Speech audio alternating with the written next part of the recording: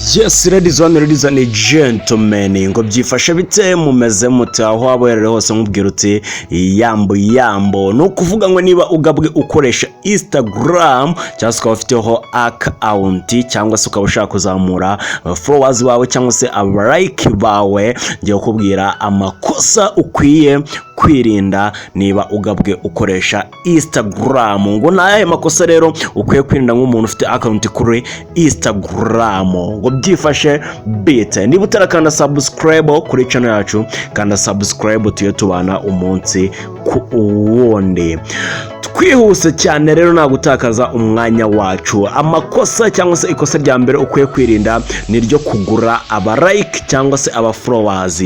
Niba uri Instagram ufiteho account ukaba ushaka kuzamura aba followers bawe cyangwa se like, ukwiye kuba wabona uzirinde kugura like ndetse n'aba followers. No kuvuga ngo igihe cyose uzaba waguze like ndetse n'aba followers, n'ahandi ushobora gusanga umuntu afite aba follower benshi ariko yajya postinga video ugasanga nta kigenda, ugasanga na like, ugasanga na aba followers, ugasanga na abantu bamukurikira nyamara ikigaragara cyo afite aba followers benshi. Uzirinde rero iryo kosa. Irindi kosa ukwiye kwirinda ni ryo kudapostinga ibintu kuri story yawe ya Instagram.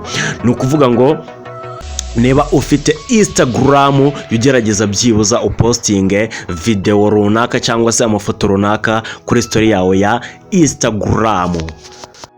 Irindi kosa rero ukwiye kwirinda nk'umuntu upostinga video kuri Instagram ni ukwirinda ikosa ryo gupostinga amafoto mu cyo bita low quality, cyangwa se ugapostinga amafoto ugasanga ntago ari kugaragara, video washyize kuri Instagram ugasanga ntago zigaragara neza. Ibi ngibi rero nzanabibereka uburyo bahindura amafoto ukayavana muri low quality ukayashyira muri high quality, ku buryo uzajya ushyiraho ifoto uko wayishyizeho isa akaba ariko iguma isa. Ibi ngibi nabyo nibyo kwirinda nk'umuntu ukoresha Instagram. Ikindi kintu ukwiye kwirinda nk'umuntu ukoresha Instagram ni ukwirengagiza bio yawe cyangwa se profile yawe, hamwe uba warandikiye wenda ngo nzababwira ibi nibi, aho channel yawe cyangwa se umuyoboro wawe cyangwa se account yawe iba iri aho ngaho. Rero hamwe wandikira ibintu bigiye bitandukanye, ushyira link, ukwiye kujya uhajya uko bwije nuko bukeye, ugahindura ukandika ibintu bitandukanye,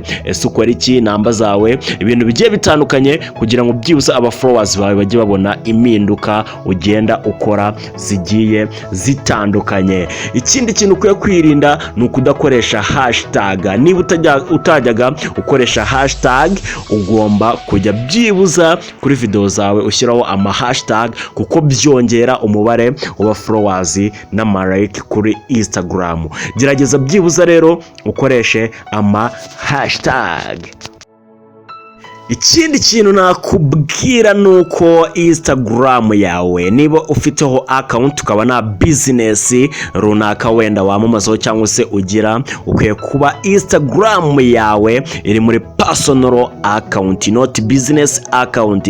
Ukwiye gushyira Instagram yawe muri personal account kugira ngo byibuza Instagram yawe ibashe kuba yazamuka ikagira aba followers benshi, nukuba itari mu cyo bita business kabisa. Nimba uri mu blog, nimba ushaka kuzamura Instagram yawe, aba followers bawe, aba likes bawe, koresha buno buryo. Kanda subscribe tuye tubana muri video zigiye zitandukanye. I love you so much.